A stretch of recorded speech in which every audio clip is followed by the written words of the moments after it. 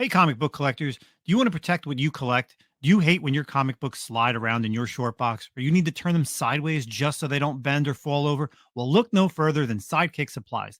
Their product fits firmly inside your comic box, so you don't need to worry. And not only is their product made in the USA, but also ships free directly to your doorstep. Check out our sponsor, Sidekick Supplies, at sidekicksupplies.com and use the code ComicCom15 for 15% off your purchase. Believe me, you'll be ordering more than one. Welcome to the one and only Comic-Con Podcast, your podcast for comic book news, reviews, and comic community drama, with your hosts, Nemesis Prime and Milton the Manimal. Are you listening? What is going on, everybody? Welcome back to the Comic-Con Podcast, Season 4, Episode 29. We got a fun-filled show for you in this hot week of July, if you're here on the East Coast and probably in the Midwest as well. But we are recording this on July 18th. You are hearing this earliest July 19th. We got a fun-filled show, like I said. Got a little fun guest, partner in crime as well. But my podcast partner, who's here every week, who's been here for quite a long time, it's actually interesting that he hasn't missed any weeks lately. Mr. Manimal himself, Zach, how are you? Aloha. I've been speaking of aloha, so many things I want to say right now. First off, I want to be like, should we talk about weather because we're old as shit, and that's all we were ever doing talked that about, right? Who was it who messaged? Oh, was it Wookie? Yeah, Wookie Fanatic. Wookie Fanatic, who was like, what an asshole, dude. That shit made me laugh out loud though. But aloha as well. Yeah, man, I'll tell you what, it's easier, I think, like you said, like the missing, because obviously like work and baby and life and stuff is tough for me sometimes, but being on the East Coast in the same time zone has kind of made it easier now. Like the 9 o'clock shows, like, because that would have been 7 o'clock my time back in El Paso, and that would have been, it still kind of was rough back then at that time. So yeah, it's definitely the 9 o'clock show. The 9 o'clock show works out a little bit better these days for sure. Prime time. So, again, this is like, sometimes I feel like we should do a live show every now and then to kind of, at least we know it's like late. It's a good time. People here can just watch us, and people that are on the West Coast can kind of just get down to dinner or whatever. But anyway, there is another story that I kind of want to drop, and it's semi weather related, but let's get it on. Let's bring our guest on. It's not semi, but it's actually East Coast. And I don't know if you've heard about this, Zach, and I don't know if Ken's heard about this, but Ken, that's right. Our buddy VKen Marion, our exclusive variant for TMNT artist, is here with us. How are you, mister? Aloha, bros. How's it going? This is actually the first time you've been on the show where we've like announced it, right? Like all the other times it was still kind of hush hush. So yeah. No, we've behind the scenes we've been working on this since like February, like talking about it. I think so. Yeah, it's been a while. It's been in the works for a while, and then I think I drew it in like March or April, I want to say, something like that. So yeah, it's been a while for like hanging on to it. So I'm stoked. First time drawing the turtles. So I think it came out really awesome, and I'm stoked for like everyone to see it at TurfCon and invite at TurfCon. So it's gonna be awesome. Yeah. So again, TerrificCon. Let's kind of get some stuff. We got a lot of conventions. Let's get some community stuff in there real quick, and then I want to jump into my story. So we got August the 3rd. We have the BX Comic Expo. We are set up, I should say we are sponsored. You've seen it on their post. We're actually on the lanyards. We do have a table. I was given a table as one of the sponsors. I may be there. I haven't really decided as far as if I want to set up, or if I just kind of want to walk around and promote the podcast. And then again, we are TerrificCon. Our section is we are an artist alley. We are at E6 and E7. So one table for the podcast, then one table for our main man Ken down there as well. Again, like he said, we're going to be selling the variant. We're going to be promoting the podcast. He's got tons of stuff. And if you have not seen my Instagram page and also Ken's Instagram page of that Gundam Seed Freedom. Ooh, that's so much fun, man. That was so much fun, bro. I was showing it to my wife, and I was like halfway through, and I'm like, I think this is like one of the best ones I've ever done. Like, this looks really good. Like, so yeah, I'm glad you like it, man. Like, I'm just really happy with how it turned out. A lot of DMs went through, man. They were a lot of people were like, dude, that's awesome. One of my friends I know hit you up for my buddy Stampede for a damn, I can't think of the name of Vash. the character. Yes. From Trigon, yeah. From Trigon. Yeah, dude. So yeah, he was super stoked when I showed. He's like, dude, that's he, because he saw it on your page first. He saw it and he was just like, dude, that's yours. I go, yep, here it is. Like, so yeah, I'm super excited to get that at Terrificon. So and then even other than that, anyone wants a Gundam commission, hit me up. Like, dude, Gundams, please, anybody who has seen it, please go hit up Ken, because he's just got some crazy line art, and I love it, and I cannot wait to do the Justice Gundam as well to kind of mirror that image. And we've already been talking about it, so we'll see. But other than ourselves, all the X-Men stuff you've been crushing lately too, man. Yeah. All the cover sketches, dude. It's just thank you. mind. Yeah. Thank you, man. Thank you. Yeah, no, I hope to like it's been so much fun drawing the X-Men because like I grew up with them. They're a huge part of my fandom. So like hoping to one day do it for real for Marvel. That'd be sick. Yeah, you've had when I saw you at what was it, Dimension, or what's the name of that show? Undiscovered Realm. Yeah. Yeah, you were doing the Wolverine and the Nightcrawler, I think. Mm-hmm. Yeah. No, it looked pretty badass. And then you just did a Rogue, which was a Cyclops, a Magneto, Gambit. Mm-hmm. Right. Yeah, it was all like one client. Like he had like a stack of covers, and he wanted like the whole X-Men squad. So it was like I've been working on them like for the last couple of weeks, and so it's been fun for sure. That's awesome. Yeah.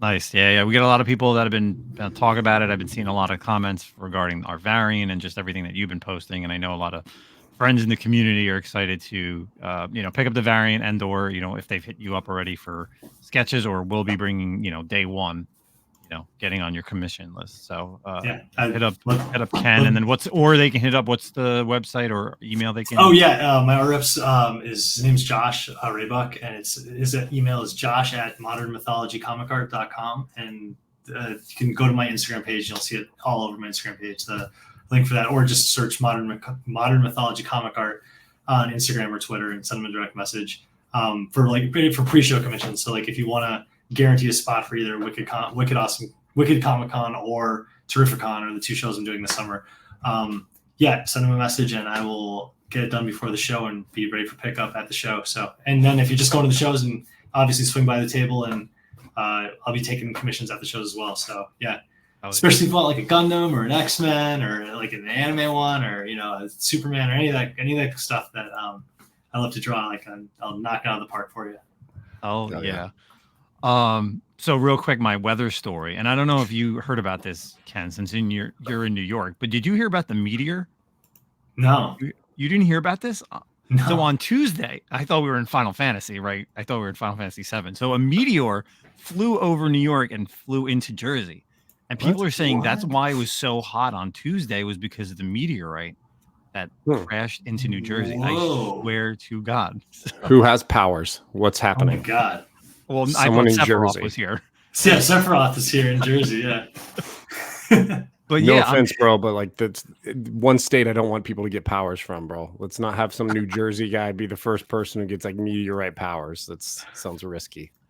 Yeah, the only reason I found out about it was like my coworker she was like, "Oh, did you hear about the meteor that flew in, into New York and New Jersey?" I go, "What are you talking about?" So I immediately Googled it, and it was like, "Yeah, a meteor flies in.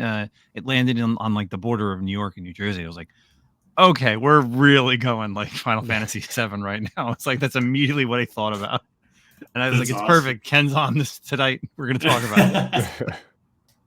But yeah, so. Google it when you get a chance, or anybody, there was a meteor. Was it like is there like an actual rock that's like they found?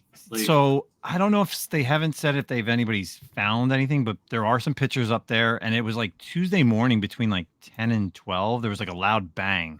A lot of people were talking about a loud sound in the area, and it actually shook some of either New York or New Jersey. If you Google it, you'll find about it. So that's crazy. But yeah, it's pretty wild. So, sticking in the community. So we had a couple of community questions before we get into some articles and some comic book talk. So this is going to be perfect because one of the questions is actually directed at our guest tonight. But let's kind of go with the other community questions first. And I think this will be fun. So our buddy Mike the Beast Benson, he goes, "What DC villain outside of Superman's own rogues would you guys like to see go up against Superman in an upcoming story arc in the comics?" So outside of his normal rogues gallery, who would you like to see from a DC villain, fall into the Superman comics? It's tough. Yeah, there's a lot of characters who definitely could foot the bill. My first thought is either like Dark Flash or Sinestro. I feel like those are like the power on the power scale that could actually like give him trouble. I like Sinestro. That's a good idea because there's some stuff going on in the Green Lantern book right now with him. Yeah, like Sinestro's great. Yeah. It's tricky because Superman's a hard character to pair people up against, right? Because power level, and then it feels like you can go, okay, well, so do you go for a super smart guy? And you're like, okay, we've seen that with like Lex. Yeah, we go with a magic user. We've seen that before. Black Adam. I don't know, man. My instinct is to try to pick someone you never would have guessed, right? Like, part of me kind of would love to see just kind of like, oh gosh, the video game, Injustice, and see like the Joker stuff, like Joker versus Superman. Joker to really set his sights on Superman, like he kind of did in Injustice. There'd be like no fight though. Like, yeah, I know, but maybe just the thrash him, like. But like in maybe that's really interesting too, because Superman, because the Joker's completely unpowered. So like, what can Superman really do? Like, he's going to be super careful with him as well.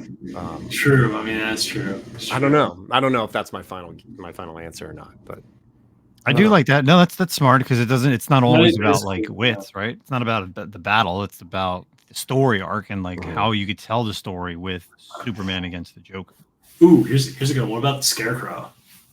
That'd be cool. Ooh, see him infected with fear. Like, has fear gas ever worked on Superman before? Have we ever seen anything like that? Yeah, because outside of his power set, like mixed with kryptonite dust. You mix it with some kryptonite dust. Yeah, right. You could figure it out. That could be interesting. And a fearful Superman could be a bad situation. Yeah. But like my instinct though is like I want him to fight like a super powerful character. Right. Like because I love action, so like I always want to see like just crazy like balls to the wall action. But like, who is out there that he hasn't gone like toe to toe with that would fit that bill? It's hard to find anyone new. That's true, right? Yeah. We could do like, even if it's not a super villain, it could be the way they have these. I would say I'd like to see like a magic user who's possessed, so like a John Constantine. I was just gonna say, we ever seen Constantine? That'd be cool. Man, yeah. Like, having cool. Someone from like Justice League Dark, like, because again, that's something that does affect him is like magic. So like, who is I guess you have like demon Etrigan. Yeah, I don't know if he's ever fought him, but I guess that would count because that is magic. So that would be cool. Again, something that's possessed. Hey, where's Blue Devil these days? He ain't been around too much. That'd be kind of. I always thought he was a really like visually kind of cool character, and sometimes when he showed up, he was done really well, but you don't see him very much. Wasn't he in Swamp Thing or? He was a supporting cast for a little while. Yeah, he was no, but in like one of the live actions, he was in. Oh, he was in Swamp Thing for an episode, or if it was, I think he was in Swamp Thing, or if it was Doom Patrol. But I remember he was live action. It was like one episode, and it was played by the guy from 90210, if I'm not mistaken. The first like the original series of 90210. Did he look like Blue Devil, or was he like a human-looking guy? He was human, but he could turn into them. But I think you saw him real quick. But yeah. Was it Jason Priestley? Oh yeah, Ian Ziering. Yeah, in Swamp Thing. You're right. Okay. Yeah, I thought that was. So. That would be interesting though, Blue Devil. I'm trying to think like villains. I'm like racking my brain because like I'm usually so good at this, like picking obscure characters that would like work. Oh, of course. What about like Spectre or even Phantom Stranger against Soup? Yeah, like something where it's got to be like a hero who gets possessed by something to go against them would be pretty badass. That's why I feel like I would like deep dive and like back issues to find like some obscure, like really obscure, like Green Lantern or like Flash character or Batman character, and then like just power them up like crazy. Yeah, listen, they've done a lot. They've done a lot of like retconning and brought some random heroes and villains from like people that have no idea just to bring them forward. So Yeah, like because Jeff Johns was so good at that. Like Black Hand, like that was like such like I never even heard of Black Hand before, you know. And then like he made this like central character for for Black. Even what's it, Necron too? Like, Black Lanterns, like all that they're like nobodies. Even Black Hand was like a nobody in like early Silver Age Green Lantern stuff. I remember years ago I had like all the first appearances of all like the Green Lantern villains from like the Silver Age, and it was just like a dumb random book. It was like okay. Ooh, what about Major Force? Do you remember Major Force? Yeah, I mean, you're talking like a D level at that, right? Like D level Major Force, yeah. He was like he's the guy that killed Kyle Rayner's girlfriend. That like, put her in the fridge. Yeah, fridged her. Yeah, but he was like a super powerful character, like in terms of like fights though. Like he was like energy powered. Like you do some cool stuff with that. You know what reminds me? I mean, that's totally like a tangent, but bringing like characters that are like low level and then making them do something big. It always reminds me of. I always think back to like Marvel with the Civil War and having Nitro like blow up the New Warriors, right? And like really kickstart Civil War. Like that was like a big deal. You're like Nitro, okay? Yeah. Like have him do that, and the whole Stanford incident, like that was crazy. Like Speedball, even Speedball was like not like a big character. Yeah, because he was So good question. Well, great question. Yeah, definitely, Mike. Thanks for the thanks for the great question on that one. And then it's funny, we have actually a follow-up Superman question, but this is actually for the movie. So a buddy Paperweight Collects goes, are all the Superman set photos dropping helping or hurting its potential for release? You know what's crazy is we've been seeing a lot of like Hawkman and Mr. Terrific and Guy Gardner and you know what, in this day and age we live in a world of social media and people are just going to show it off, whether it's Marvel, DC. For the most part I feel like Star Wars is always pretty tight-lipped, especially I think probably the most tight-lipped. I think it's kind of getting people excited. I feel like it's getting people excited because you're just like, oh, that's cool. You know, I know like people, some people are like, oh, the suit looks terrible for Superman. And I'm like, you got to realize that they still need to throw in that, CG film look, right? There's still that film aesthetic that makes the costumes look really great on screen. Because not every costume looks good if you just saw like a picture of it. You're like, okay, whatever. And then you have these people that have these like weird angles of where they're taking the photo from like 60 yards away and zooming in as close as possible. Yeah, so your iPhone 14 is not going to have the best like photo, dude, from like 80 yards out. Yeah. What about you, Ken? What are you thinking about of these photos that you've probably been seeing? I mean, I think it's a mixed bag to the question, like, because I think there's some people who are thinking it's like looks like it's gonna be the greatest thing ever, and then I see people saying this looks like not great, you know. And one of the things I've been hearing some people say was that it looks like Six Flags costumes that they're wearing, walking around, and like. Again, like I don't know if that's fair because like you're right, like it's not in the movie. Like I'm hopefully optimistic that the movie's going to be good. I want it to be good. I really want it to be good. Superman's my favorite character, so I really, really, really want it to be good. And like it seems like this weird like divide among fans where it's like if you liked the Snyder movies, you automatically have to hate this. And if you hate the Snyder movies, you automatically have to love this. And it's like, I mean, I like the Snyder movies, but I'm still excited for this one. Like, I mean, I think both could be true in either scenario, right? So like, I really hope it's good. What do you guys think? Do you think the hype for this movie is getting better, or like what do you think? You know, I feel like, man, I don't know. It's hard. I feel like it doesn't hurt. I don't know. I mean, that's not true, I guess.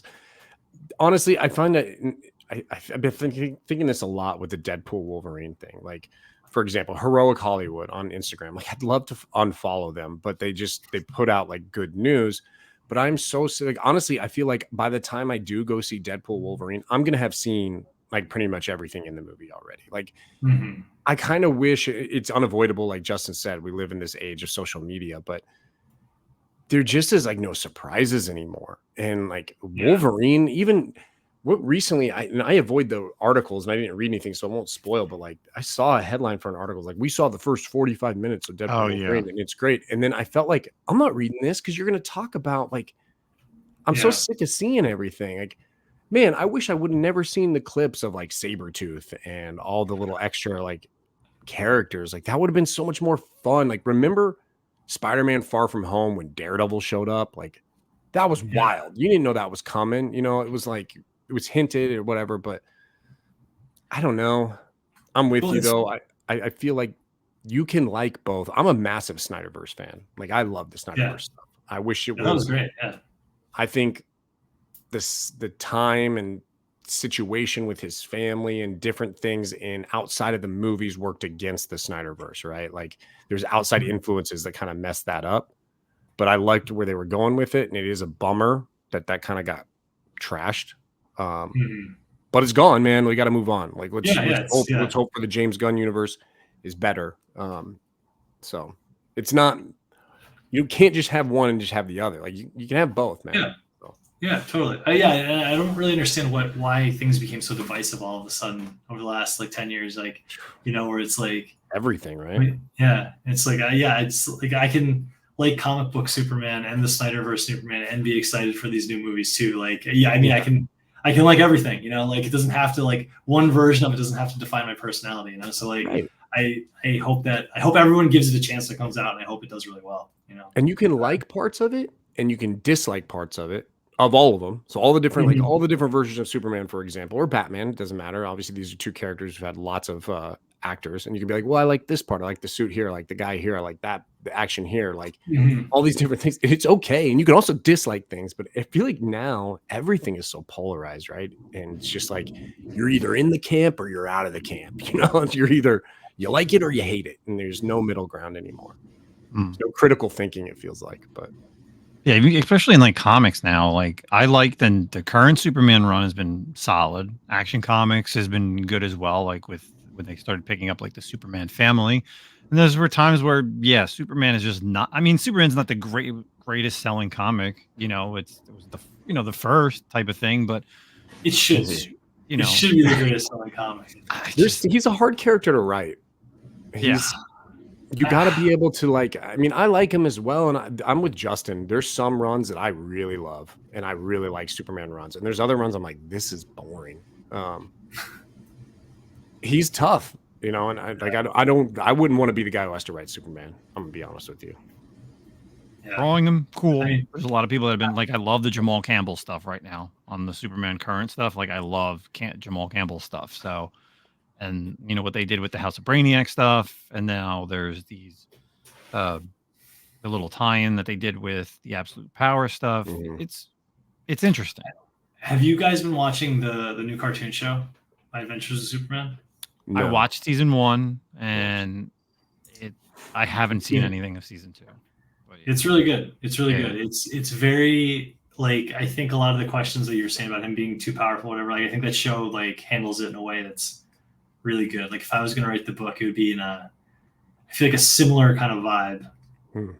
Similar. Yeah, because he's still learning in the show, still young age. So, but that's the thing is like he's been around for God, what is it, like 80 plus years now? It's so it's so tough to start over with him, right? Yeah, like you can't do a year one. You kind of just have to somehow ground him, and it's tough to ground Superman, right? Especially because he's so engulfed in Metropolis. Like maybe if he was taken out of Metropolis and put in like space where there's a little bit better, a little bit more things are happening and he can fight people or he has to do something to save things. I feel like that's the route they could go. Get him out of Metropolis. It's the same thing like why there's certain things that we hate and love of like other types of franchises, like all the Transformers movies. Like Transformers, we want to see Transformers. We don't want to see the humans. We don't want to know their stories. We want to see Transformers fighting Transformers. Like, why isn't there a movie just on Cybertron? Like, that's all we want. Yeah, that's all we need, right? All I want. So Smallville did like the best like year one for Superman, right? Like, and you look back and it's hard to rewatch. Like I've tried to rewatch it, and I was a massive Smallville fan, like massive. Same. I mean, I had all the box set DVDs. Yes. And, but 24 episodes of Meteor Freaks, bro, for like 7 seasons. It's just not 10, bro. 10. It's not doable. Yeah, but it's not till like, it doesn't really get good until they start bringing in like Justice League characters, right? When you start seeing like Bart Allen show up. And then honestly, it really got the best was when Oliver Queen shows up. That was like, okay. Cool. Oh, really? Really? Because I actually like the first 4 seasons the best, the high school. But again, I haven't watched it in so long. Like the first good. 4 is like when I was like in high school, because I was like the same age as him when the show was coming out, like, or the character, not Tom Welling, but because he was like 30 or whatever, but like I was the same age as what the character was supposed to be. So like I found that show so relatable, and that show is like a big part of like why I think Superman's such a relatable character and like such a grounded character in a lot of ways. But it is funny because that's so like, it's like that and the Christopher Reeve movies are so like anchored in my head as like who Superman is, but I recognize that both of them are very specific takes. They're not like, you know, the platonic version of Superman. So it just took a while in the show. Like, I mean, it was cool, bro. And I love the first 4 seasons as well. But like you go back, you know, it's all Lex and Clark. It's will they, won't they? Like the whole time for 4 seasons is will they, won't they? Will he become bad? Are they best friends? Are they not? Will they say the word kryptonite? Will he fly? What new powers does he have? And so it just kind of was like, I felt like if I'm looking at it, the bird's eye like later, is like they took a really long time to get to a point where like you're kind of moving, you know? They should have really done the whole last season him suited up, bro. I mean, that should have final season suited up. Like, that was just a ripoff for fans that put up with 11 seasons of that. You know, and then he gets like the suit the last episode. But I enjoy my favorite season was like during when he had to fight Bizarro. Like that reveal that was when Bizarro came was at like the end of that the season finale where his like face cracks. That was cool. That was really cool. Those are some good ones. They ruined Doomsday, but it is what it is. It was a weird take for sure on Doomsday. Yeah.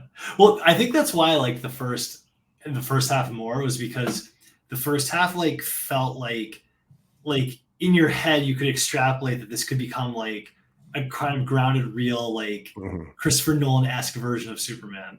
But then like once he got to Metropolis and they started going like really CW cartoony with it, it was like, oh no, this is like its own version. Like this is like you can't imagine this being like a Superman Begins, you know, like take anymore, you know. So that was your boy though, Justin, who played Doomsday, Sam Witwer. Yeah, dude. That was like that's whenever I see him on anything, that's the first thing like I think about. I always like, oh yeah, it was Doomsday in Smallville. That's like the first thing I always think of Force Unleashed. Like I always think of that as like the first time I remember seeing him. But in reality, yeah, you're right. It's that stuff. So good question, Paperweight. Thank you so much. And then last question, and this one's actually to Ken. And Ken, feel free to disavow and say no comment. This is from our buddy Scott Palachek, who is the writer of Marcus, and maybe you guys can hook up because I don't know what's going on with his books going forward. But he says, ask Ken to shed some light on how artists are paid in the industry, interior, page rate, covers, etc. I don't know how much you want to kind of briefly talk about it, if anything. I mean, how it works is like it's mostly freelance, and like you sign a contract for like whatever, how long the project's going to be, whether it's going to be 1 issue, 2 issues. Sometimes it's like 6 issues. Sometimes it's for like 10 pages. You know, like it really all depends on like the scope of like what you're signing up for. But and then typically you do the work, you send it in, and then they pay you for whatever work you did, and like your rates and all that's negotiated beforehand, and any royalties that would be negotiated, all that would be negotiated beforehand. So any artists who are kind of breaking in, like I definitely read all your contracts and know what you're signing up for, and if always get a contract. Like if you're working with like an indie like creator, like even if it's something simple, like still like get a contract like that. So for my company and Frontier Studios, we've got contracts and all that stuff when we send stuff out. Like it just I guess very very similar to like how you'd work any kind of freelance gig. Mm-hmm. Is he asking more specifically like amounts? Is that what his No, exactly. Like page count. Yeah, do you get paid? No, exactly. Right? You answered it perfectly. Like he wasn't talking really about pricing. But that's different for everyone. It's obviously it's different for every book. Like I'm sure you're going to get paid better for doing a top like DC character than somebody who compared to an indie book. So I mean and you got paid from us, right? We paid you for your cover, right? Yeah. So for anybody who out there that didn't think that we didn't pay Ken for his amazing job and Andrew to color it, so it's been paid up, even though there was no contract. It's a friendship. It was done through, hey, we really want to do this. Will you please do a cover for us? Yeah. No, I was stoked about that. I was so stoked to do that for you. Yeah, but yeah, like usually, like if you're talking like actual payment cycles and stuff, it's usually like every week or every 2 weeks. It could be. It's really how you set it up as a company and who you're doing work with. Like sometimes it's like get the whole scope of like a whole issue done before you get paid. Sometimes it's whatever you get done in that month you get paid for. Whatever you get done every 2 weeks you get paid for. So it really all depends on like this like the payment system of the company you're working for, because they're different for every company. So yeah, or for every contract you have. So and you've done a lot of interiors for like DC. You've done like the Trinity stuff. You've done Aquaman. I guess it was the digital stuff, right, for Aquaman. Yeah. And more of the DC stuff. Like, when you were doing those, like, did you ever get a lot of like you'd finish everything and then they would come back and ask you to change stuff, or was it kind of like almost like a one and done?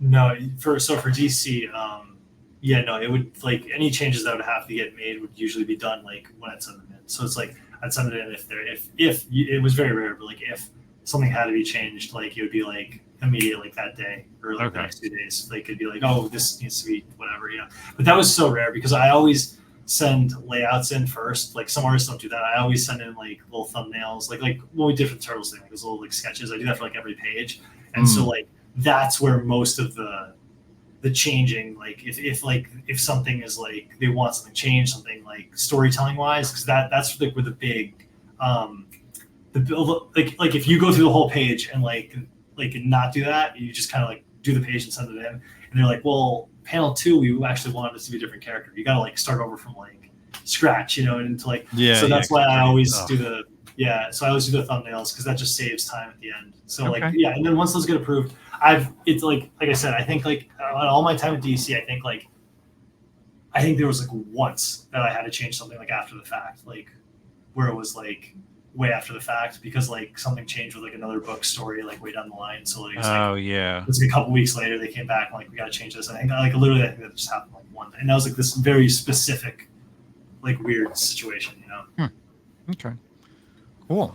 All right. Well, thanks, Scott, for the question, because he does his stuff with Marcus, and he's got his publishing, and hopefully issue 2 will be coming out, and if he needs an artist, so maybe he hit you up, and you guys could work together. It'd be pretty cool. Yeah, man. The story. So let's kind of get out of the community stuff. Let's kind of talk with some comic books before we get into some articles. So, Ken, I don't know if you're reading anything recently. I have a stack on my nightstand like this big.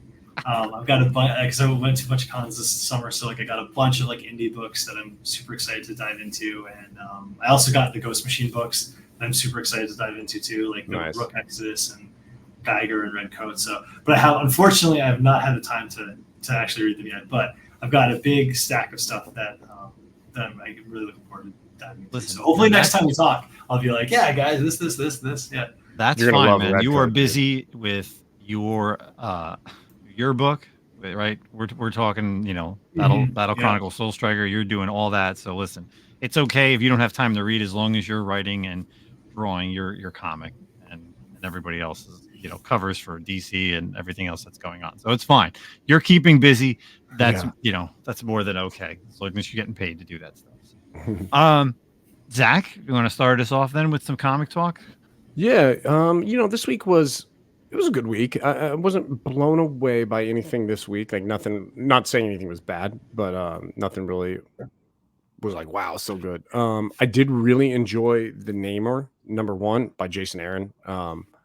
I hadn't really followed. I'd forgotten Namor's like in jail, and there was this whole like he's kind of turned his back on Atlantis and he doesn't want anything to do with it. And he's like, keep me in jail, but he's also being kind of tortured. But then this situation arises where 7 lords of the sea are all kind of fighting, and basically it's coming down to like, hey, if you don't go in there and clean things up, we're gonna have this massive battle in the ocean with all these 7 lords fighting, and then the surface world is gonna just trash you guys.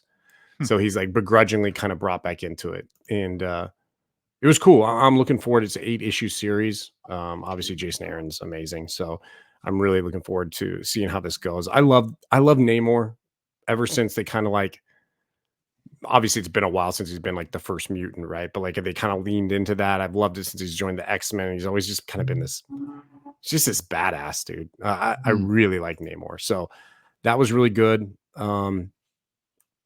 What else do we have? Undiscovered Country number 30 came out. I thought this was going to be the last issue, but it looks like there's going to be one more, which Justin and I talk about this all the time, and they can't stand it when they end on like number 31. Like, why not just end on 30? But I don't really know if it's the end of the story. I'm not sure what happened with Undiscovered Country. Snyder and Soule, great all-star team up, right? And when it came out, I was like, this is amazing. And then we had issues of like, you know, like we've talked about, time in between issues coming out, and it kind of made the story drag. Obviously, they're two very busy guys. So, you know, the momentum of the story kind of fell through at some points, and it seemed like maybe it was going to be longer. I kind of thought this was going to be more like a 50 issue series. And then I feel like they kind of just decided, hey, we got to wrap this up. And they've kind of took a shortcut towards the end. And you can kind of see it if you read in the story, you'll know what I mean by that. But I've loved it. I thought it's really good. Enjoyed it the whole time. And then just some honorable mentions, I guess, real quick. Both Destro was great. You know, continuing the Energon universe stuff, awesome. You know, the Tomac Zamot stuff, really cool. Like the back and forth and their perspectives. I thought that was really sweet. And just the Energon universe does such a great job of like every issue, you know, right? Like someone gets introduced at the end, you know, it's like a new character, and or not a new character, but someone you've seen before in your childhood. First appearance in the Energon universe. Right. And so that's cool. And then finally, the Phoenix issue 1 by Stephanie Phillips, really good, really good. And I love the back and forth with, you saw it like in the X-Men number 1. If you read any of the X-Men Infinity, like online issues they put out as well, like this back and forth between Scott and Jean is so amazing. I can't stand it when they have Scott and Jean like at each other's, like, you know, they're not together and stuff. It's too perfect, Scott and Jean. And so like their relationship is like right now it's at like the best it's ever been. And I really love it. I love obviously Nova. She's in space and there's some cool things going on out there. I'm excited for an ongoing Jean Grey focused story and not struggling with the Phoenix power. So that's kind of the real appeal of this to me, is that she's like, hey, yo, I'm good with the Phoenix. Like we're all simpatico here. And so now we're doing a Phoenix story. And it's not like, oh, the Phoenix, oh, do I fight it? Does it kill me? What does it do? You know, it's all like, we're good.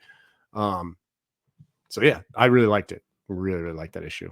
But and then obviously the event stuff. The art was awesome in that. I piggyback on that. The art was, you know, just when there's times where you see her like engulfed in the flames, like it's just so cool looking. When she's like doing the black hole thing and she's kind of like dancing a little bit with it. Yeah. Or there's the time where she's on the planet and she's just like, she's actually got like wings. Like you see her from the back and it's just like these giant Phoenix wings, but the way it's like shaped and everything. And the artist did a really good job on that. It's Alessandro Miracolo. Yeah. Miracolo. Yeah. Nice. Awesome. And even making him Nova made like Nova look badass too. Oh like, yeah, dude. It was good. Nice. You could probably, dude, Ken, I bet you could crush a Richard Rider Nova. He's like he's like a 90s character, dude. Like he's a 90s character. Heck yeah, dude. Heck yeah. You could crush a Nova. Yeah. Well, you know what? I definitely want to see. Even Phoenix. Is your client, has he asked you to do a Phoenix yet? For the No. I finished up the whole list, so the whole set it's done. The ones I published, the ones I posted Instagram. Yeah. Nice. Yeah. Nice. Hopefully we'll be doing something for sorry. For Zack with Cyclops. And, yes, we got a plan. Yeah. Yeah, I want to do I want to have Ken do the Summers brothers. I want to have Cyclops, Havoc, and Vulcan. They're the best, dude. The Summers brothers, the best mutants. Dude, Havoc and Cyclops are freaking awesome. I know, man. They're so cool. I tried to read, or not tried to. I read it. Paranoid Gardens. Did you read this, Justin? No, not even. What's it about? It's a new Dark Horse book, #1. It's from Gerard Way, Umbrella Academy, Gerard Way, My Chemical Romance, Gerard. And We'll see. I mean, I'll probably try another issue of it. It was kind of strange. I'm not really entirely sure what it's about. I don't know. A nursing home with like aliens and humans and superheroes or something. I don't really know what happened. Yeah, I didn't see it, unfortunately. So. Yeah. Cool. That's what I got. Nice. For myself, yeah, I mean, Phoenix 1 was definitely there. You know what? I tried so Hulk 14 is out this week, and I really read it more so for that weapon extraction backup story. But it's just, I don't know, man. Deadpool is just unreadable at times, and that's where this is what it. You know, we talked about the weapon extraction coming over the summer. It's gonna be like backup stories with Wolverine and Deadpool all summer long in like 8 different titles. So it was just like a downer for me. The first like Elseworld story. So they did and we talked about this a while ago with Elseworld stuff. So Dark Knight of Steel, All Winter #1 came out, which is Deathstroke. So it's pretty cool. It starts 6 months after Dark Knights of Steel. You got Vandal Savage and his army, and he's got Killer Frost is with him, and they're trying to overthrow like Black Mask's army. And I was like trying to figure out who this character was, like looking at this skull mask. I'm like, looks like Taskmaster. And I was like, but that's Marvel. But then I was like, oh yeah. Eventually he says it. He's like something, Siona. And I'm like, oh, Siona. And then I'm gonna realize that like it's not, normal DC world. So I'm like, I'm trying to think. And then eventually he says, oh, the Black Mask army. I was like, oh, okay, got it now. So he's got Deathstroke to help him out, but then that kind of leads into like another mission with Deathstroke and Killer Frost going to find like a quote unquote monster, which turns out to be something completely else. And that's kind of like we're gonna see with Deathstroke, because that's obviously the story. There was a cool backup story as well. It had Martha Kent and Jonathan Kent. This is more of like a prequel to Dark Knights of Steel, because it's like when they're younger in their army before the Empire, before they're leading all their kingdom, because there's the 3 kingdoms that it was in parts of Dark Knights of Steel. So I like that one for your first issue. I guess we'll kind of combine the absolute power tie-ins again this week. You had Wonder Woman 11 and Superman 16. So Wonder Woman 11 was pretty cool. It had Diana and pretty much the newer Justice League Dark characters going up against an Amazo. But it was really weird because this Amazo throughout the entire issue kind of speaks in phrases from a Charles Dickinson novel. Yeah, that threw me off, man. Yeah, I thought it was going to be some like code, like it was protecting him from their magic or something. Or I thought it was going to end up being like that's how he steals their magic. It was like almost like a spell of his own. It really threw me off. It really I feel like it really messed up the tone of the book, right?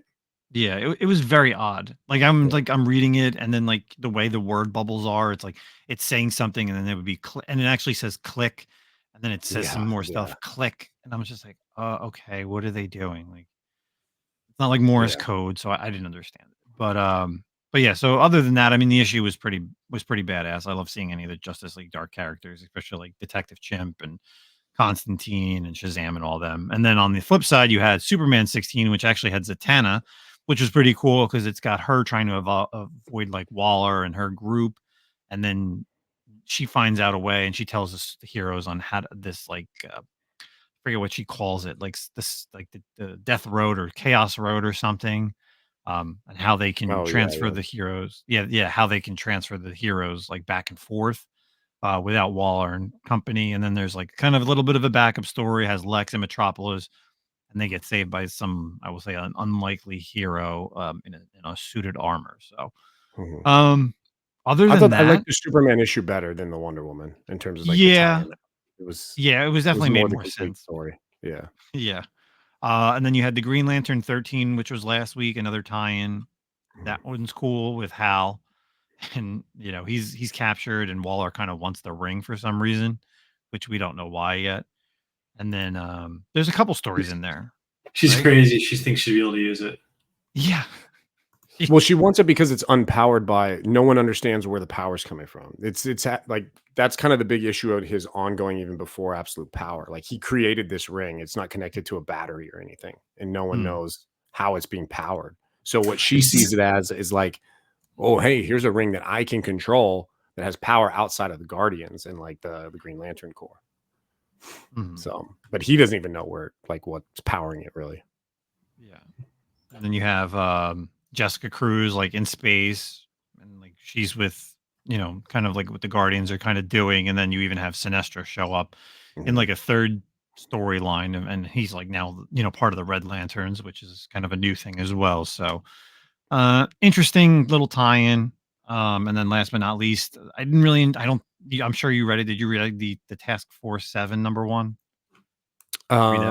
From last week, right? Yeah, from last week. Yes. It was weird, right?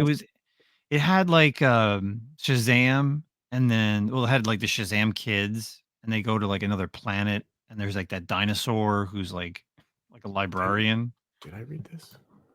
It was just weird. It doesn't make sense. It's supposed to be set. The story is supposed to be told from the side of the villains, but it's really told through the side of like the kids, like the Shazam kids. So it made no sense the way it even starts off. So I really wasn't the best tie-in for sure. Or this is actually one of the miniseries. This isn't even a tie-in. This is a miniseries.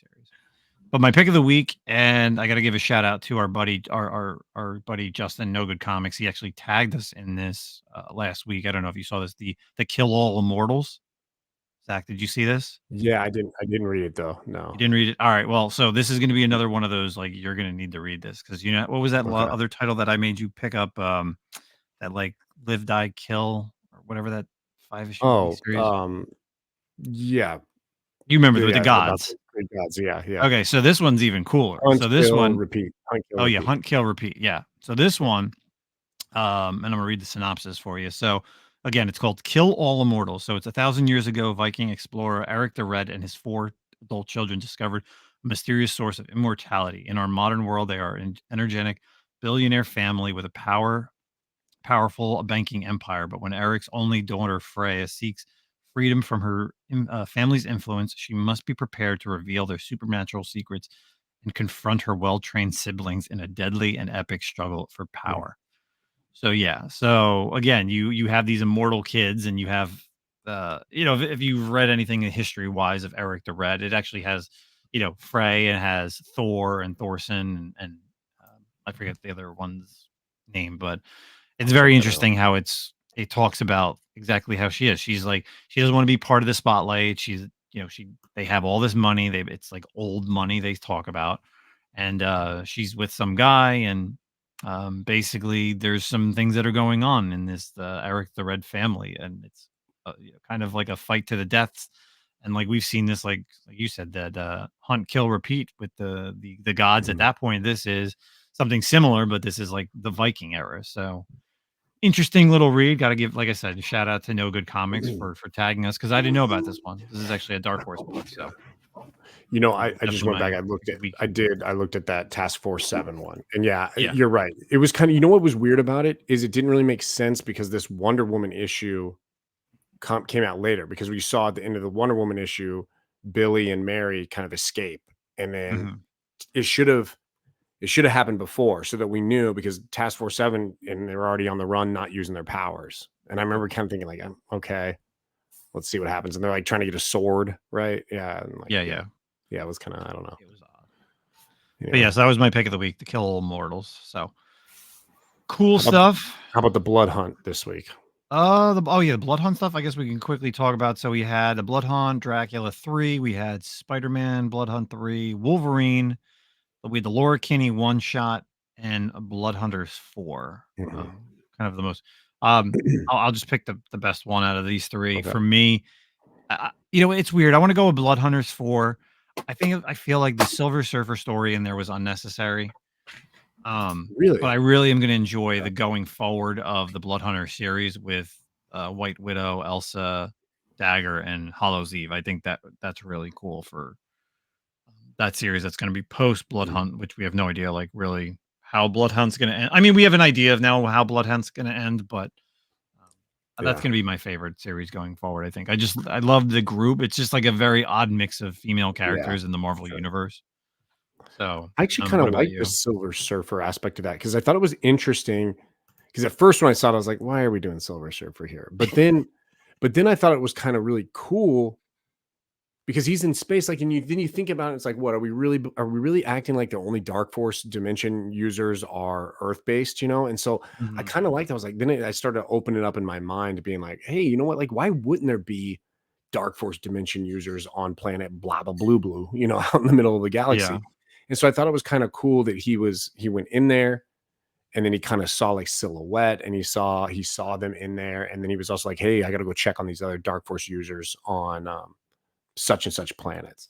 And yeah, it didn't really have like much impact, but I liked the idea of it being like, it's not just all Earth, right? Like it's all we all ever focus on. I thought that was kind of cool. I think I was disappointed, man. I thought Dracula was going to be one of the stronger of the little mini series, and it really wasn't. And I don't feel like much happened in there. It was just Dracula and Brielle, and then like you knew what was going to happen, right? 3 issues of her not wanting to kill her father, and then okay, now I'll do it. So that kind of sucked. I really enjoyed the Lord Kinney Wolverine issue. I thought that was cool. We bitch a lot about like these copy paste characters, right? Like, hey, just make a new character. But if there are ones that work, it's Wolverine clones. I don't know what's about it, but they work, dude. Like, I like X-23. I love Honey Badger or whatever. Yeah. The Honey Badger. That's what I knew her as. Yeah. Gabby. Scout. She's now Scout. What the heck? I didn't realize she had a new name. Everybody changes their code names in the X-Men universe. Dude, I love Honey Badger. Keep that one. That's a badass one. Yeah, they're great characters, and because they actually are not just they don't feel like a copy paste. I thought that was cool, and it was really cool, like her rescuing the son of Dracula, especially after the little mini series with like X-23 meltdown and all the girls, Dazzler, they were held hostage by this dude. Previously, so the Exterminators little mini series.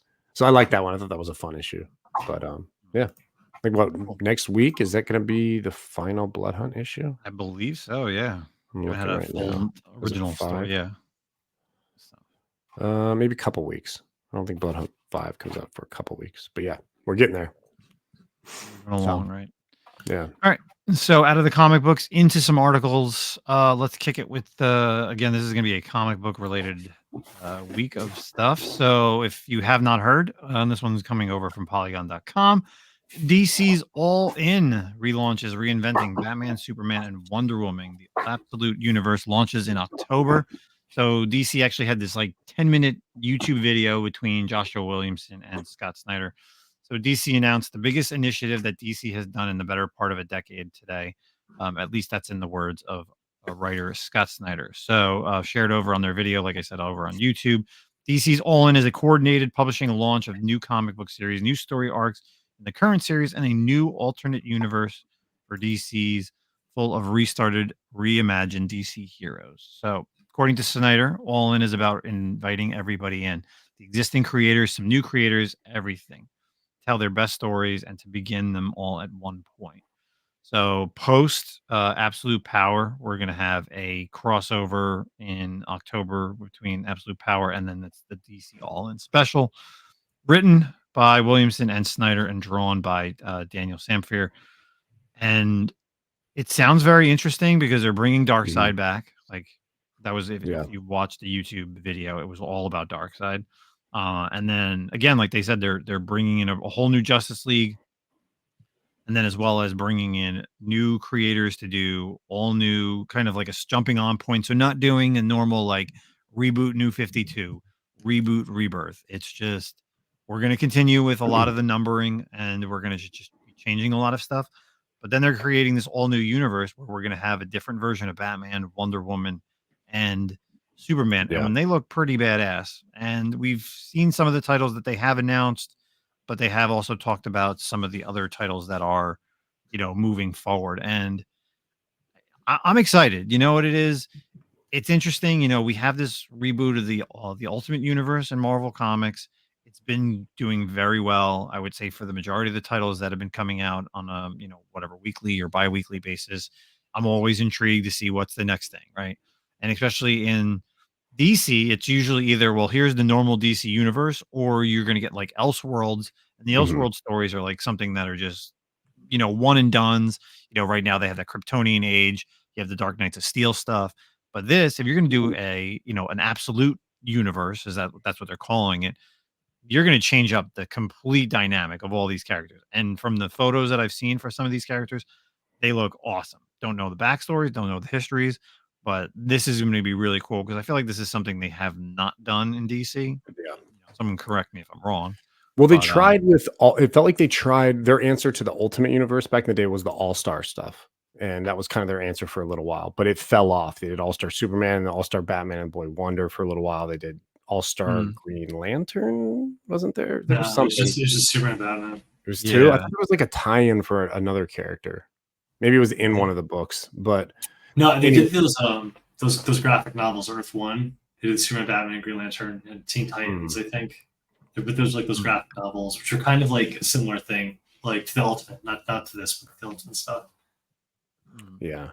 You know, I like it. I like the idea of, and you can see it in the video, like Justin said, they talk about basically like Darkseid corrects some problem or something happens and there's like a whole separate universe, this absolute universe created. And so it's almost like you got two universes, right? Like almost like a la Ultimate Universe. But the cool thing is it's not just kind of like an Elseworlds thing, that there is a tie between this absolute universe and the main DC universe, and they will coalesce and they will affect each other moving forward. I like that Snyder goes on and says about the absolute universe. It's in this universe, the heroes come up in ways that make them underdogs. They have to be tougher. They have to be resourceful. They have to shine brighter. So I know one thing that was like kind of announced was like Batman, for example, he doesn't have a butler. So he's on his own. Like that's kind of cool, you know, and he looks cool. Yeah. And Ken, I sent you a DM about this today. What's up with Wonder Woman's Buster Sword? Oh, I saw that. Yeah, man. I wish Superman had that because, like, I love the grunge punk emo Superman. Oh, dude, his hair is amazing. I love Superman. Yeah, Superman looks so badass. Yeah. Wonder Woman with the Buster Sword is so funny, and the tattoos and stuff. Like, she looks very cool. She's got it looks like a very very badass version of Wonder Woman. So I'm psyched, dude. I think these designs look great. Like, I think they look very very cool. Yeah, and I mean, I trust in Snyder and Williamson as well. I mean, they're both amazing writers. And you know, it very like even watching the video and they're talking about, oh, you know, and the initiative and stuff, and like Justin and I talk about all the time. Like it feels like New 52, right? Like you got to breathe life back into DC every once in a while. It's tough with characters that have had such a legacy to like come up with new stories, to come up with like new things, jumping on points for new readers. But it is also important, and they talk about in the videos, like, hey, how do we do this without? We don't want to piss off our old people, but we want jumping on points. And this is a very unique way to do it. It's like, hey, look here, we're still going forward in our stories. Everything that's happened. Check it out. There's also the side universe, and it's going to play into it. So I think that's cool. I'm really excited to see how this goes. I haven't been pumped about a lot of DC for a while, like just because they haven't had a lot of like Justin, we've talked about like a lot of mini series, you know, and so it's hard to kind of be like looking forward to it. Yeah, I'm looking forward. What about you, Ken? You know, you've done previous stuff, obviously at DC. You recently just did some of the Absolute Power, like the prelude, or I guess whatever you want to call like the starting off point. You know, what do you think about the DC All-In initiative? It looks sick, dude. I'm really, as like a fan, I'm like really excited. I'm really excited for the Superman one the most, just because like I feel like. I love Superman's my favorite character, and like I love just seeing new different takes, and like his costume looks sick, and like the hair looks awesome, like the dark shadowing and stuff. Like I think it just looks awesome, and like and then Wonder Woman and Batman also look really cool. Like Wonder Woman with the Buster Sword is very cool. Like I saw that and I was like, that's like such a cool shout out to Final Fantasy, and then like which I mean that's what it is, right? Like. Is anyone like not denying that, right? The Buster Sword, it's Final Fantasy 7. I don't care what anyone says. Yeah. And Batman, dude, he's like brolic looking. I can look at the pictures right now. He looks like Bane almost. He looks like Bane. Dude, I love that he's got the long ears though. Like I've been campaigning for this for years to bring back the long ears, and I love the long ear look on Batman. So I'm so happy they're bringing that back. And yeah, man, I'm really excited, man. I'm really like the tone of it looks cool too, like the kind of muted colors and like the kind of like darker, kind of edgier like look. Like I'm down, man. I think it looks really cool.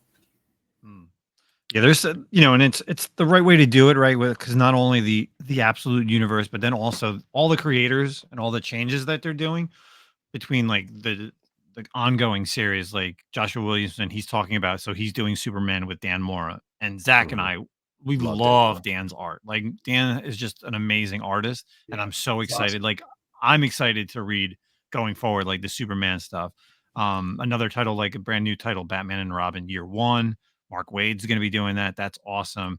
And then something that I did also just see is for Catwoman, our girl Torrin's going to be taking over Catwoman. Awesome. So out of the Marvel Carnage stuff and then over to DC. So maybe we'll have to get Torrin back here and talk about some Catwoman stuff. So, but yeah, then they talk about going forward. We're going to see Absolute Flash, Green Lantern, and Martian Manhunter as well in the Absolute universe. So. I know not right now, Ken, you're not a part of the listings of all this. We hope that you get picked up, or a title here or backup for whatever. But let's see, let's fingers crossed you got something maybe going forward for Absolute. And maybe we'll see a second Buster Sword, right? What's up? Maybe you'll throw in a second Buster Sword somewhere. Oh heck yeah, man! Yeah. I mean, if I draw a Green Lantern, he's making the Buster Sword. So. Or Masumane, or what? Sephiroth. Oh sword? Yeah, that'd be sick. Yeah. Or you could just have a Green Lantern who doesn't actually have an arm, and it could be like a gun, and like it's always there. Like it's always a construct of like a machine gun on their arm. Sick. That would be cool. Dude, and then we'd be like, oh, he looks like Barrett. the new Batman has Barrett's physique for sure. Dude. Yeah. That picture, yeah. It's insane. And it's funny in that picture too, like you see like the upside down, right? Like the new Batman with like the other Batman. You're like, you look at like the mainstay Batman, and you're like, hey dude, you need some protein, bro. Like homeboy I think got like 50-inch python biceps. Like what's going on? I'd be worried I'd be worried about his heart, man. Definitely steroids, like for sure. Oh yeah, he's on some HGH or something. Oh man, he made him look like the Rob Liefeld, like Captain America, like the big chest like cover, like that's literally what it is. But he's actually like physique spread out, and he's got like the old Dark Knight Returns logo, which is pretty cool. Badass as well. So but yeah, so DC's all in coming out in October. Be on the lookout for that, especially this Absolute universe. I'm excited to see that, because again, Marvel's doing with the Ultimate Universe. DC needs, to change up the thing, and even the Justice League. From what the picture shows, it looks like you get your original Justice League members pretty much. You're adding in Starfires, Atana's in there, Booster Gold's in there, so that'll be interesting to see Justice League. And I think Snyder's going to be doing Justice League, and he's done a couple of reboots on that and done pretty well for that. And Darkseid, like you said, Zach, in the YouTube video, like Darkseid is the mainstay of the entire DC universe. So I think Snyder explains it as like, obviously the main universe is built off Superman energy, right? Like the first superhero meta, and then the Absolute universe is built off of Darkseid's energy. So like the Omega beams, and it's kind of how he explains, like, because the Omega beams are so like chaotic and wild, and that's kind of what's happened in this other Absolute universe, that because of whatever happens at the absolute power that Darkseid does, it creates this other universe built off of his energy. So and that's why the heroes kind of going in are a little edgier and more chaotic, because they've had to struggle. They haven't had like the easy upbringing. It's like easy upbringing where Batman lost both of his parents, but I don't know how easy that was. But yeah, so I'm excited, man. I'm really excited. I love New 52, and I think DC can pull this off, man. So this will be great. You need a shakeup. You need, changing the guards, and then the fact that it's kind of like a clean slate with all new writers and creators. Just some of like other artists that are picking up some things. Like I saw Dexter Soy is going to be on one of my on Nightwing, and I love Dexter. Dexter when he did the Captain Marvel stuff like back in the day, I love that art. Like Dexter's got some cool like anime style like art. So I'm excited to see that. So I'm excited to see Jeff Lemire come back to writing DC too. Like I love Jeff Lemire. Yeah. Bring him, give him Green Arrow again. Yeah, that'd be great. So so we've been kind of talking about the Ultimate Universe, and we actually have an Ultimate Comics article, the Marvel stuff. Zach, you want to take that one? Yeah, sure. So this is over from Bleeding Cool. Headline is Ultimate Hawkeye is to be a Native American and Cyclops is a young girl? Question mark. So kind of headlines of this, things coming out here in the Marvel universe. We got Marvel's Ultimate Hawkeye will debut as a Native American in October 2024. Ultimate Black Panther 9, he'll confront new anti-vibranium challenges. Ultimate Spider-Man number 10 features Ben Parker and J. Jonah Jameson unraveling mysteries. And Ultimate X-Men number 8 will explore the origins of mutants with Shadow King's rise. So, we'll see some stuff in Black Panther, him dealing with like anti-vibranium issues, which cool. Ultimates number 5, we'll see Ultimate Hawkeye kind of brought into this, which like I'm not against this idea. I think it is kind of a cool idea. It's like no issue with a Native American like playing Hawkeye. I mean, it fits, theme wise. I hope that's not like offensive, I guess. But the only thing I guess that kind of is strange is like what happened to Clint Barton, right? Because like the Ultimate Universe is like it's based on this premise of like these heroes missed out on their opportunity to become themselves because of what the maker did. So it looks like they kind of talk about it and they say that there is a discarded bow and arrow, and maybe this new character refuses to let the Ultimates reclaim the stolen Stark tech. So I don't know if this bow and arrow is Stark tech and this guy is going to pick it up and says like, nah, man, it's mine. I'm with it though. Like that actually sounds kind of interesting and cool. Like you can't just keep having the same stuff, right? Like, hey, here's Clint Barton again, or same characters. So I like that. The J. Jonah stuff, cool. I like the Ultimate Spider-Man stuff. I couldn't be less interested. It breaks my heart, but I couldn't be less interested in Ultimate X-Men. Like everything about it is just horrendous. And this cover just hurts my heart. And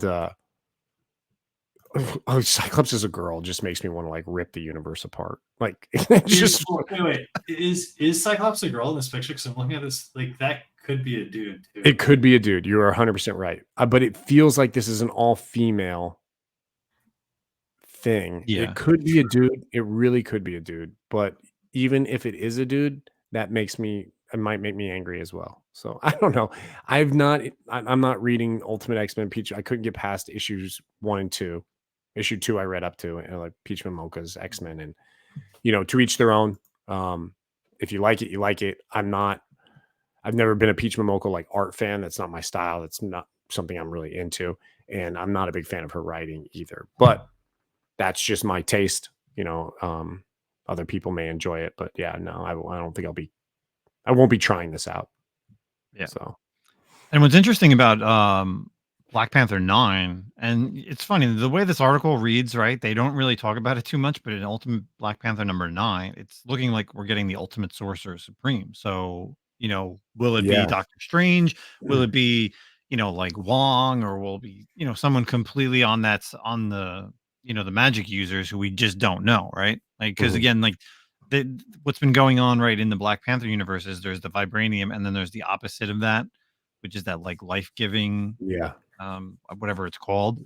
But like, is that now like the anti-vibranium? Is that it's like, is that the kind of what we're dealing with as far as like the Sorcerer Supreme stuff? Like, I'm kind of interested to see, like Black Panther's kind of been like that series that I feel like this is the first time like I've enjoyed Black Panther reading, right? Yeah, like the writing has been great.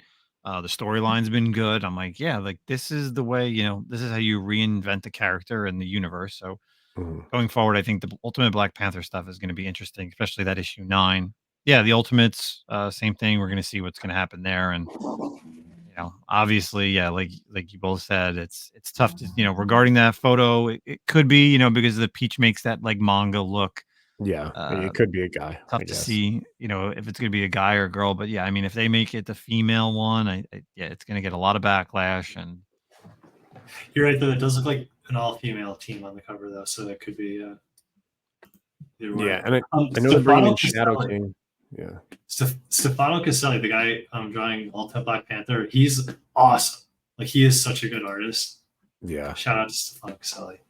I'm loving the cast, man. I love this idea of it's cool. I like having seen him working with Killmonger and like obviously Storm being there. Like I think it's an awesome supporting cast. Like, not to say that I don't think like Okoye and Shuri are good, like supporting cast, but I don't know. they're not that exciting to me. But like throwing in Killmonger as like not a villain and as like maybe like a anti-hero type character in this role, and then like Storm in there, it just seems like a stronger like force, with Shuri and Okoye and all them as well.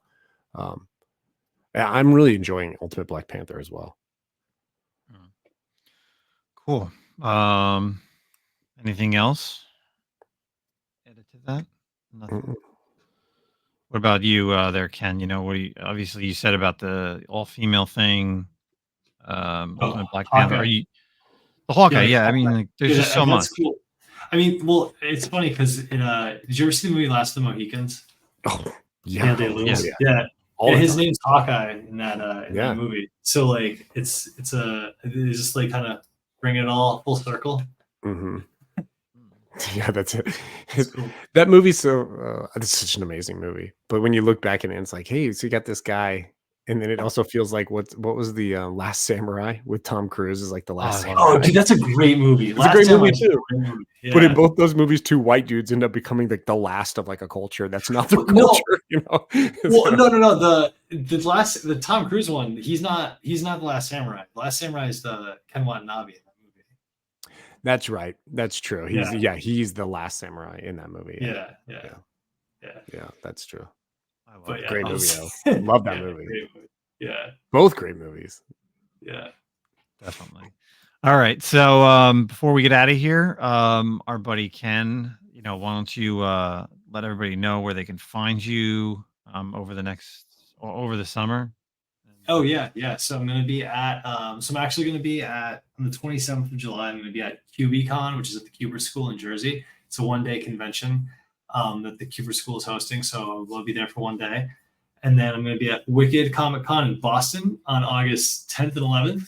And then the following weekend, I'm going to be with you guys at Terrificon in Connecticut at August 16th, 17th, and 18th. So hit me up at any of those shows. I'm doing sketches. I'm going to be doing, I'm going to have posters, prints, original art, stickers, all that good stuff. I'm going to have some new stickers to sell too, which will be really cool. And I'm also got, last time I was on here, was running a Kickstarter for my creator-owned book, Battle Chronicles Soul Stryker, and we successfully funded. And so if you back that book, I had sent out the reward surveys through Kickstarter. So if you missed that on your emails or your spam folder, make sure you log into Kickstarter and fill out your reward survey so that we can get the stuff out to you when the stuff is ready in December. Yeah. But I will say, if you missed it, we have a second chance campaign going on Indiegogo right now. So this will all be part of the same initial print run. Like all these orders will be for the same initial print run. So if you missed out on the Kickstarter, you can still back on Indiegogo. It's a sci-fi fantasy comic.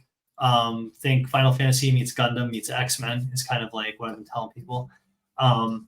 And yeah, it's going to be, we've got 8 different variant covers. I drew 5 of them, and Andrew Dahlhaus did the coloring on the interiors and on my covers as well. And we have got a cover from Brett Booth, we got a cover from Sue Lee, who was on your show a couple weeks ago, and we got a cover from Joe Benitez. And yeah, and the quick elevator pitch for the book is that in the war-torn land of Impera, a band of elite Soul Striker knights must help the reluctant Princess Roxana Sakai learn to wield the power of the Solar Key to save the kingdom of Hikari from the dark clutches of the Principality of Dracul and bring salvation to their world. So big fantasy epic. Think like I said, Gundam meets Final Fantasy meets X-Men. And yeah, go check it out on Indiegogo right now. And yeah, thank you for the support. Nice. Will you have those copies available at Terrificon, or what? No. So the whole book has been, so I co-wrote it with my friend Jason, and I drew all the pages, so that's all done. But that's it's not being colored. Andrew Dahlhaus is coloring it, so we're hoping to have all the coloring done like mid-September, and then we're gonna have get all the merch printed up and the book shipped out and stuff. So we're hoping to have everything sent out in December. That's our target. Okay. Things are going to start mailing out to people. Yeah. Sweet. So, all right, cool. We'll definitely have the Indiegogo just link. So if anybody wants to get a chance over there, it's definitely been overfunded over there, but you could always pre-order it. Like you said earlier, like Sue Lee was on here a couple weeks ago, and I got a chance to interview her. So if anybody's had a chance to check out that bonus content, we were talking everything Chitara. And then we also just dropped the other day we dropped our review of Star Wars The Acolyte. So if you watched the entire season and want to know what Zach and I thought, make sure you give that a listen too, because it was fun.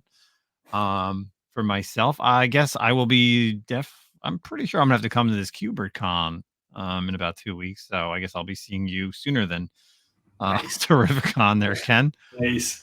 But yeah, so yeah, QBCon, it's over in Dover, New Jersey. I can't remember if I've been over to the new location, but that's cool. And then WickedCon in August, and then yeah, Terrificon right around the corner. So, Zach, closing words.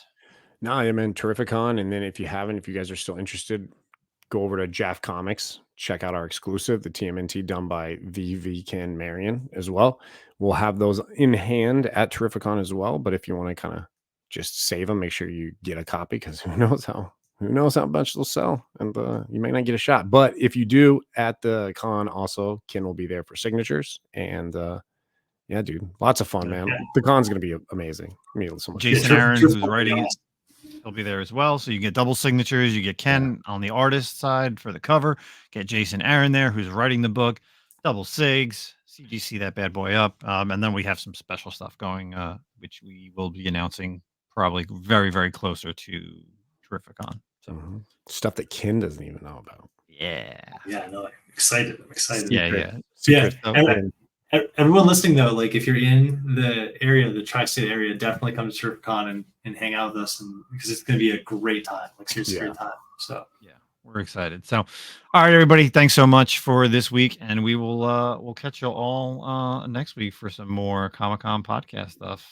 Enjoy the rest of your morning, afternoon, or evening. Peace out. Later.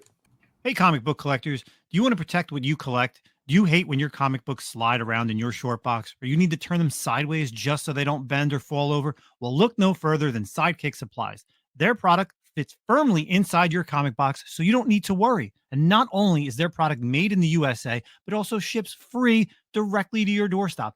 Check out our sponsor, Sidekick Supplies, at sidekicksupplies.com and use the code ComicCon15 for 15% off your purchase. Believe me, you'll be ordering more than one.